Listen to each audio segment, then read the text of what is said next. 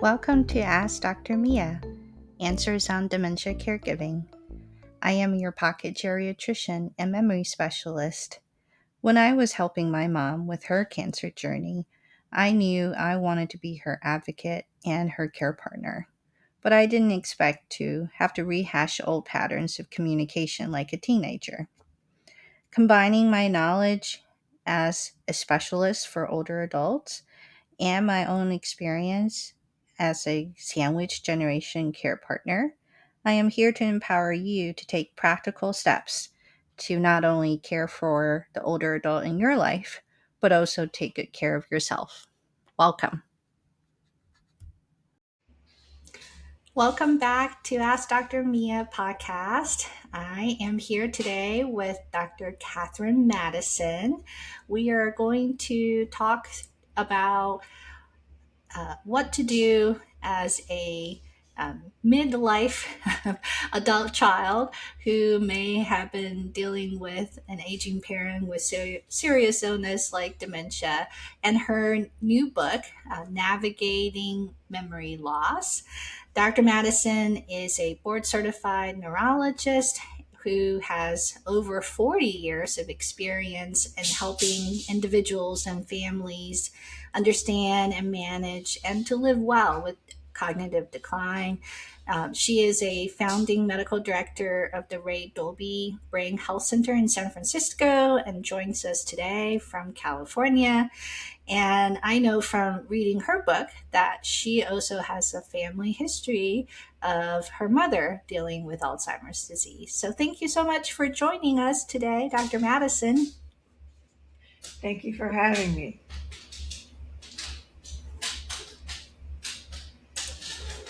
All right. Well, one thing that I want us to start out with is if you can tell us kind of what inspired you to write this book.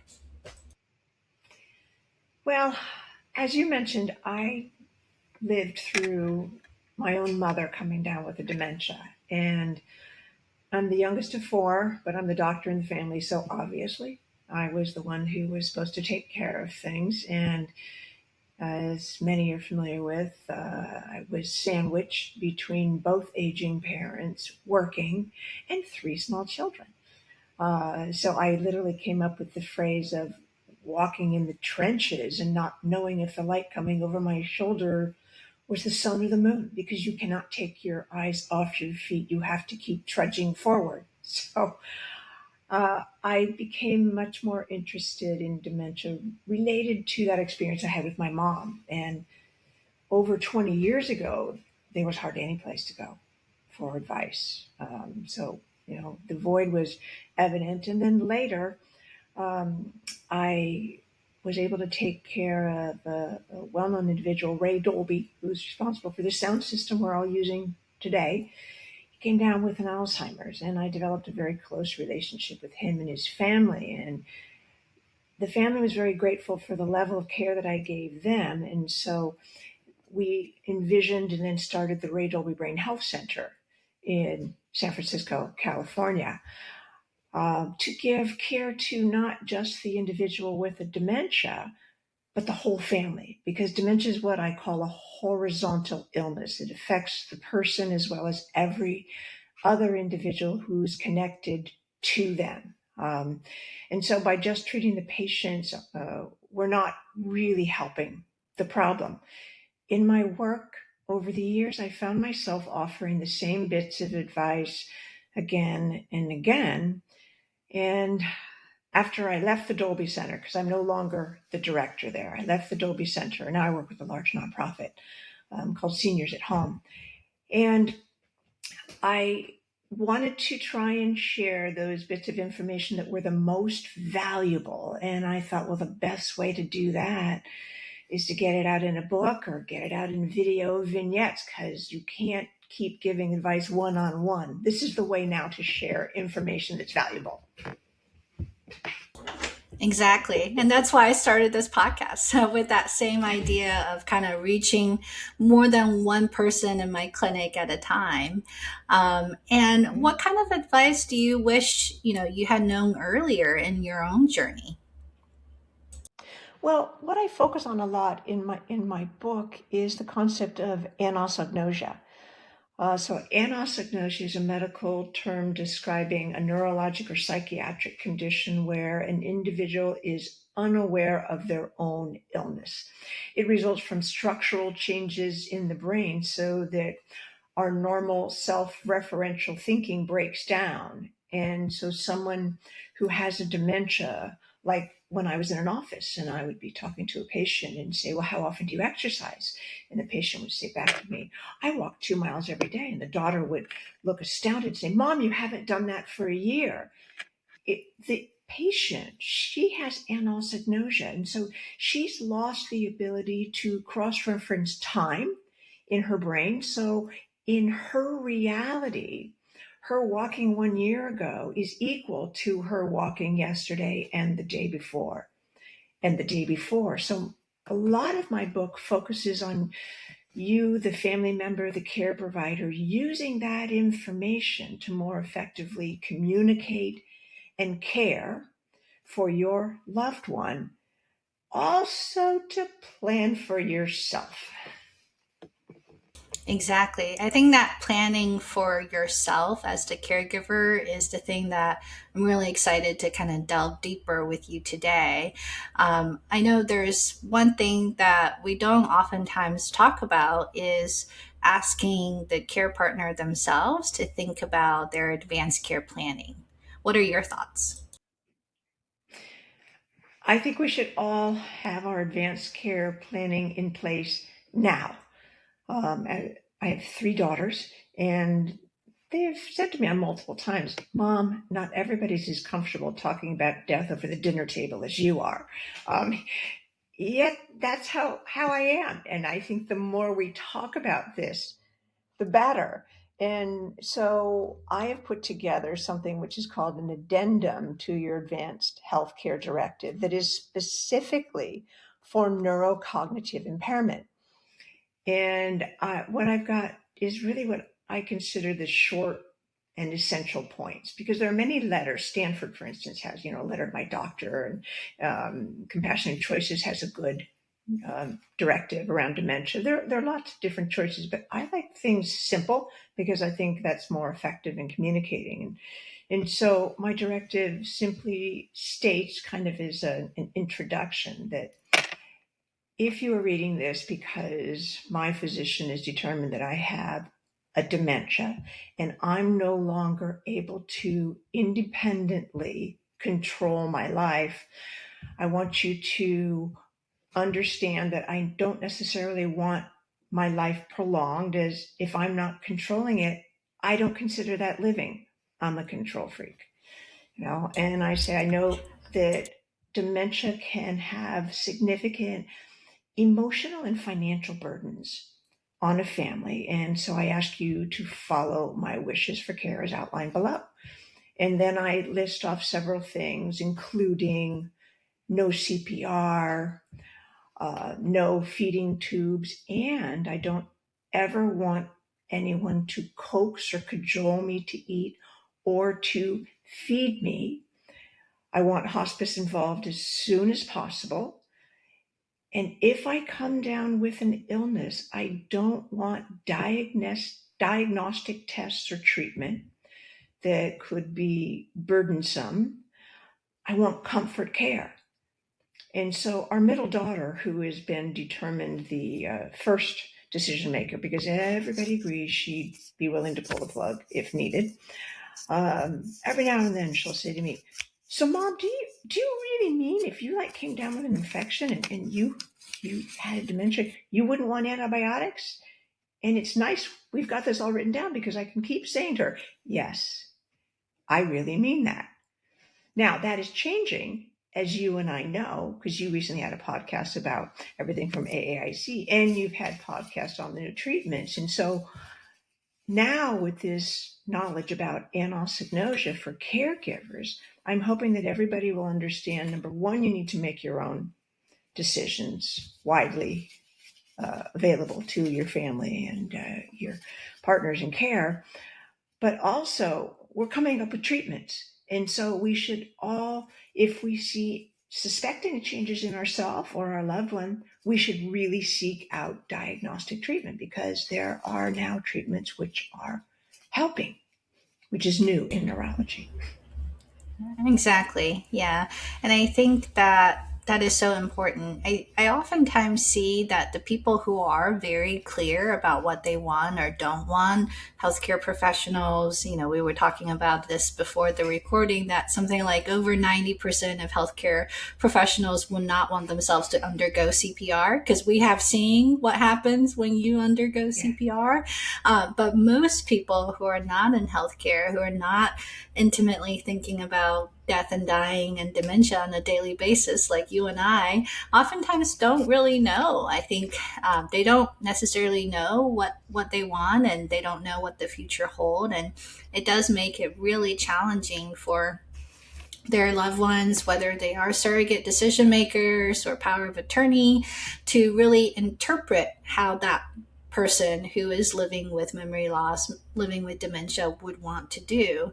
And this happens so commonly where, people might have a mild degree of memory loss, and then they get COVID or the flu. We are in respiratory season, and that additional illness Yeah. really sets off a chain of events that dramatically worsens their underlying Mm-hmm. dementia and their overall function. I have a patient right now whose family is struggling with kind of just how rapid things have changed. And I think most people don't necessarily realize that, having a diagnosis of dementia really kind of, in my mind, I picture it's almost like you're at the edge of a cliff. A very little wind can Right, just kind right. of push you over, Mm-hmm, and mm-hmm, mm-hmm. that frailty or that vulnerability is what makes dementia so distinctive than perhaps some of the other chronic illnesses. And having diabetes most of the time doesn't make you so vulnerable that something a little bit would tip you over, but that is not the case Right, for dementia. right. Yeah. And So, so for when it comes to, yeah, go ahead.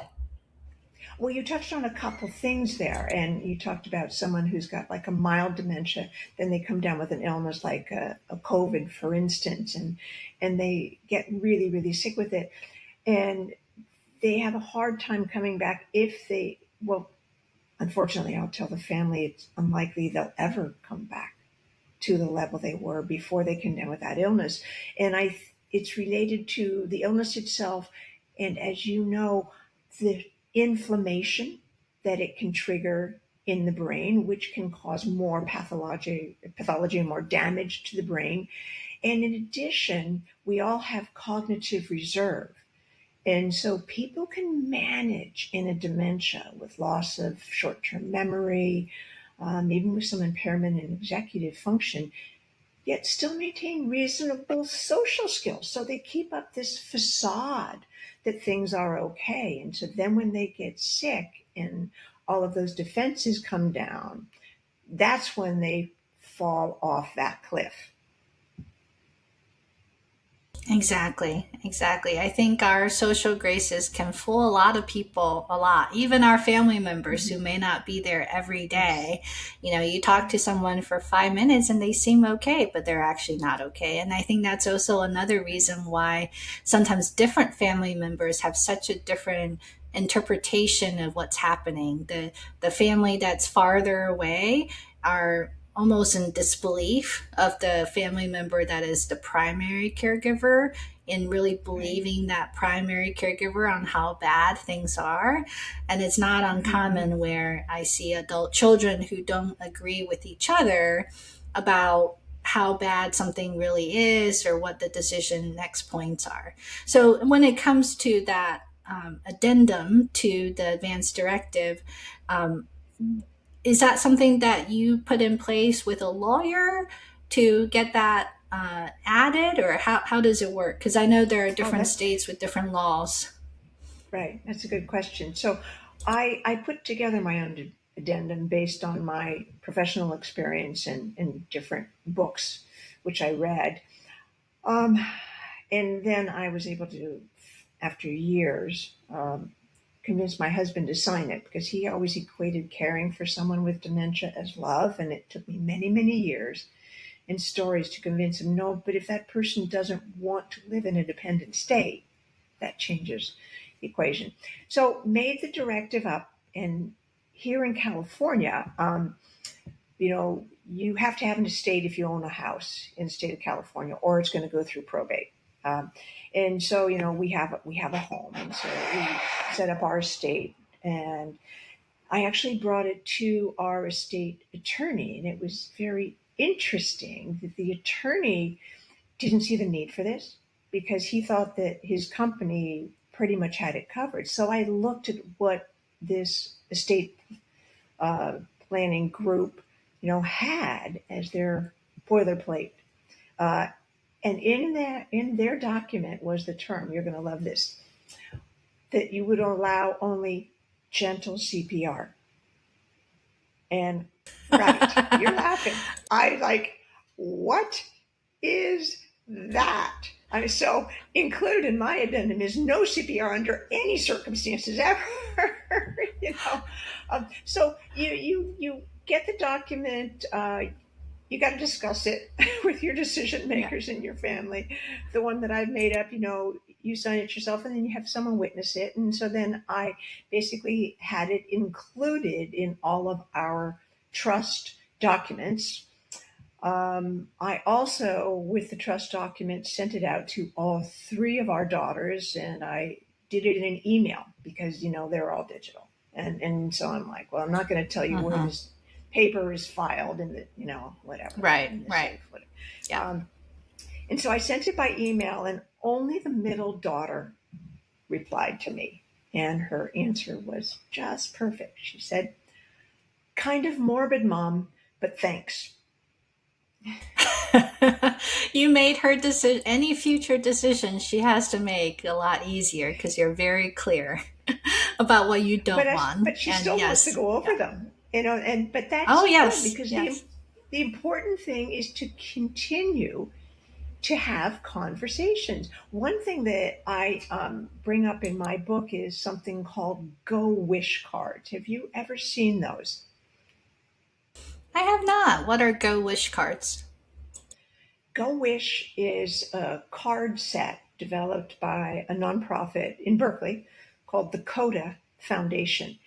And what they are is a set of cards which offers choices that you might want to prioritize if you were at the end of life. And so it's they're choices like, I don't want to be short of breath. I'm an asthmatic.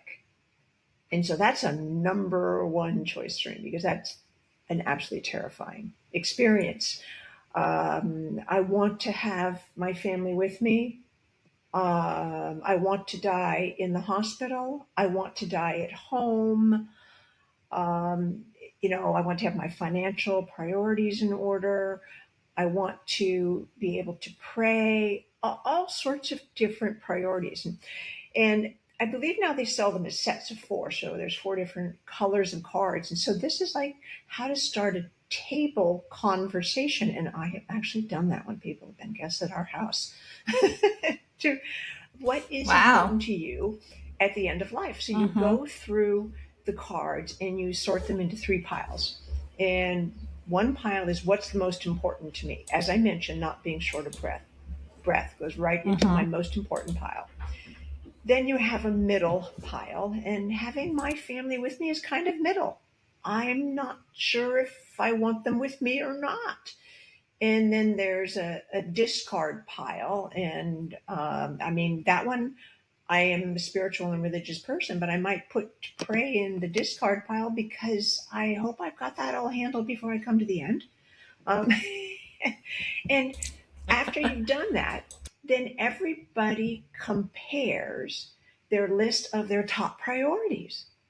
And that's how you can start this conversation around the table about what is important to people. And it can be a really, really valuable conversation. You find out things about other people and even yourself that you didn't necessarily know coming into this sort of a meeting. So I recommend something like that when people are like, how do you start the conversation? Number one, acknowledge it's really tough. And here's the way to do it. That's really great. Yeah, I have not heard of the Go Wish cards, but I have seen cards of similar type where it's kind of a conversation starter. I have heard of Five Wishes, which is another kind of format Yes. that leads people Yes. through. It's not in the format of cards, but kind of leads people Right. through kind of the decisions at the end of life and what would be important. Um, yeah, no, I think that's a great tool to use. I mean, I think it's always hard having those conversations. And I remember talking about end of life with my mom before she passed away was challenging, even though we both knew that she was dying. It was still hard to kind of talk about it because it's uncomfortable and we don't necessarily want to face our own mortality nor our parents' Mm-hmm. mortality. But I remember asking her, are you afraid of dying? And her answer was actually surprising to me. She said she was not afraid of dying, which kind of gave me some comfort. And knowing Right. that she very much prized her independence. And when she got to a point where she did need some help to go to the bathroom, and, it was a mix of her Parkinson's and her cancer, interplay making her very, very weak and having a lot of mobility issues. She really, I mean, she said that this is not the kind of life that I want to prolong. Like, Mm-hmm. this is not a worthwhile life to me. And sometimes, oftentimes people living with dementia don't necessarily have that insight to be able to say it. Although there can be surprises in terms of very lucid periods that still happen.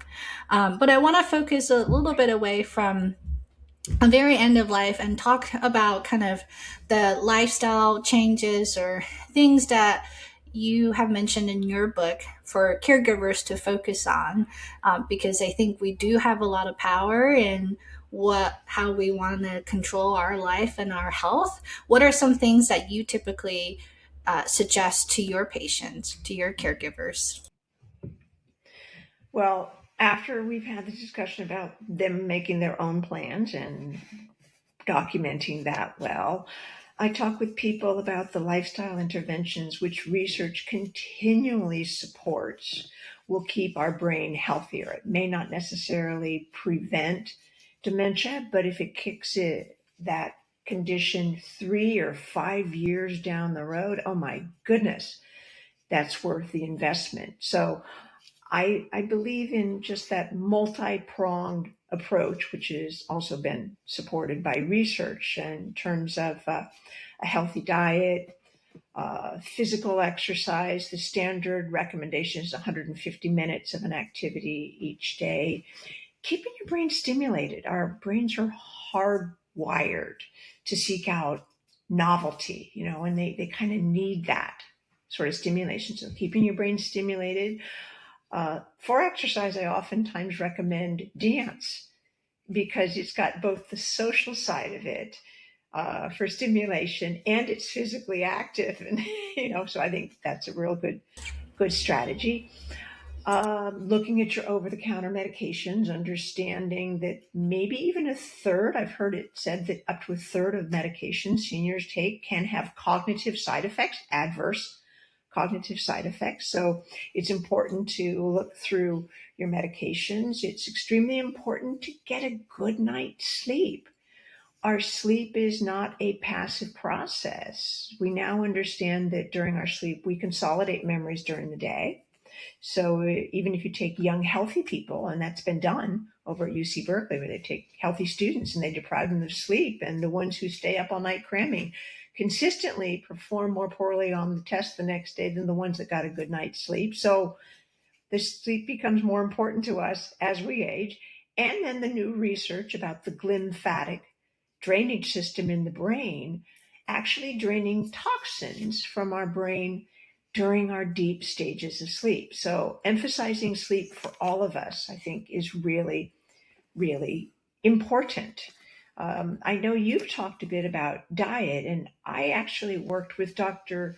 Dean Ornish on his lifestyle study. for Alzheimer's and early dementia and was able to see firsthand how this really intense dietary program, along with exercise, along with the group support and emphasis on health, could really change people's lives. So it's effort, but for all of us who want to have a healthy life, now we're using the term health span instead of lifespan. If we want a longer health span, we should invest the time in taking care of ourselves today. Absolutely. I know we underestimate how much these lifestyle factors and improvements in our lifestyle can improve our brain health. And I get sometimes patients, not everyone, but sometimes patients get disappointed when they hear me talking about the lifestyle factors and say, okay, that's it, just eat more fish. I'm like, no, that's not what I'm saying at all. I'm saying that all of these things in combination could really Yeah, improve your exactly. memory, as we have seen in the finger study and the pointer study, and that Absolutely. people's memory actually improve over time, Mm-hmm. which is better than, even the anti-amyloid. Well, this is in people who are cognitively normal, but even when you think about anti-amyloid drugs, they don't improve people's memory. They only Correct. slow down the Right. progression of the Mm-hmm. disease. And if you catch people early enough, that's where the biggest bang for the buck is. So yeah, what specific things do you typically recommend for people who want to, you know, f- do more in terms of their diet, um, to follow the mind diet? Do you know, I think that's a tough question. It's very individualized. And I like the guidelines of the mind diet, concentrating on a diet which has more vegetables and fiber and fruit, staying away from the processed foods, simple foods, limiting your saturated fats. You can't do too much fish either. I mean, you've got to keep to moderation with everything, but keeping with simple foods, staying away from processed foods, making as much as you can yourself, which is hard as a parent with young children. It can be done though. It takes effort. I've been very impressed with my middle daughter with three children, 6 and down to 2. And she will have all three of them in the kitchen with her baking, which I think is fabulous. So the more we can take on control of our own lifestyle and what we eat and put into our bodies, I think the healthier we're going to be. Yeah, absolutely. I'm still working on getting my children to eat more vegetables. We're just trying different vegetables to see which one they like a little bit better than, my son only likes carrots and my daughter likes bell peppers. That's where we have And then it got stuck changes. on. And it changes. Yeah. Exactly. Exactly. I know. Anything else? Yeah. Anything else you would like to leave our audience with? Anything that has been surprising to you in recent years, in terms whether it's related to research or in the field of Alzheimer's disease and related dementias? I don't think there have been any single big surprises. There's been cumulative hope. Maybe that's the surprise.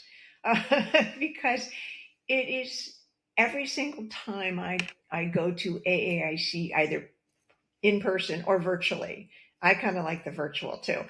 you know, I'm always invigorated with the amount of research being done. And so we're talking about the combination benefits of lifestyle.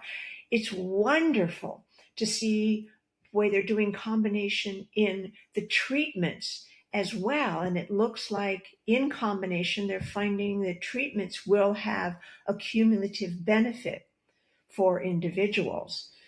And I think my biggest take home point for everybody is to simply understand that aging remains the highest risk for dementia. And we're all aging, so we want to implement as many steps as we can to take care of ourselves, understanding that anosognosia is present in the majority of individuals with cognitive impairment, and clearly stating what we want if we come down with a dementia, and the medicines which have been able to finally turn neurodegenerative illnesses into other chronic illnesses like heart disease, if they're not around yet, how we want our family to take care of us so that we can maintain as much dignity as we can with our life. Absolutely. Thank you so much for joining us, Dr. Madison. And we will link the book, Navigating Memory Loss, Essential Questions and Answers on Alzheimer's and Dementia, to the show notes. And I read it, and I think it's a really easy to read format. And I like that it's kind of Q&A. So some of the questions that was featured in the book were definitely questions that I've been asked as well in my memory clinic. So thank you for putting the book out there and for joining us today. And thank you all for listening. Talk to you all next time. Thank you so much for listening to this episode. Please click the follow button on your favorite podcast platform. Please remember that this is educational content and that do talk to your own doctor if you have specific questions. Original music by Grant Willis. And the podcast is edited by Builder Librarian. And finally, please repeat after me. By taking care of myself, I can better care for the older adult in my life.